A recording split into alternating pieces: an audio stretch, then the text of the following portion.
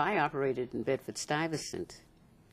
And when we first started the insurance business in Bedford-Stuyvesant, we could place the insurance. I had no problem placing the insurance.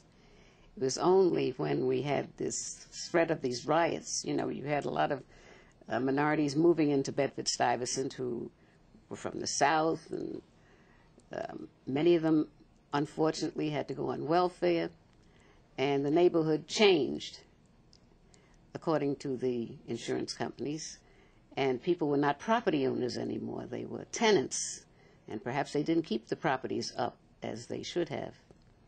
You know, Bedford-Stuyvesant was a very strong home ownership community, and some of our minority homeowners, in fact the white ones as well, they started moving out, and we were left with this population. Not entirely, but it played a very important part in the Bedford-Stuyvesant Crown Heights community. And so there were, I assume, not a lot of large white insurance companies that were interested in... No, there weren't, but there were those who were interested, and they were accepting my applications. But things began to tighten up when we had the problems. Right, and the fear of because engendered because of the violence and the rioting. The threat of the riots. The threat of the riots. How badly was Bedford-Stuyvesant affected by that violence?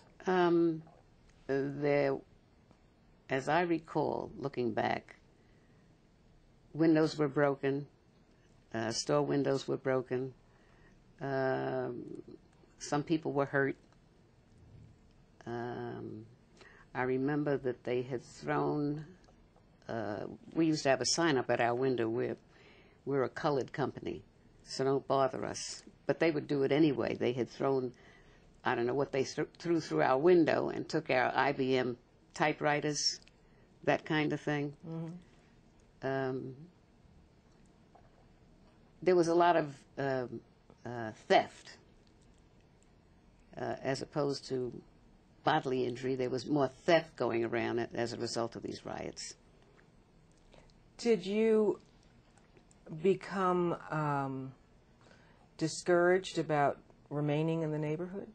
I didn't become discouraged. I just had to find another way to make a living, by way of insurance, of course. And it was at that point that we decided that perhaps we should switch to commercial insurance, and which would mean that I would go out of the territory, out of the area, to write insurance. And we said to ourselves, well, let's think in terms of Fortune 500 companies. Affirmative action was becoming popular at that time. It was 1969, 1970, 1971. And we said to ourselves, it's tough writing this insurance. We have to go through a fair plan where your commissions were cut. Let's see if we can switch to commercial insurance.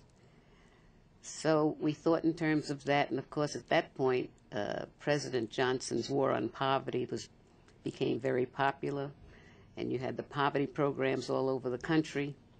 And in New York City, you had 26 community corporations in all of the boroughs of the city of New York, and you had daycare centers, which were funded by the federal government through the city of New York.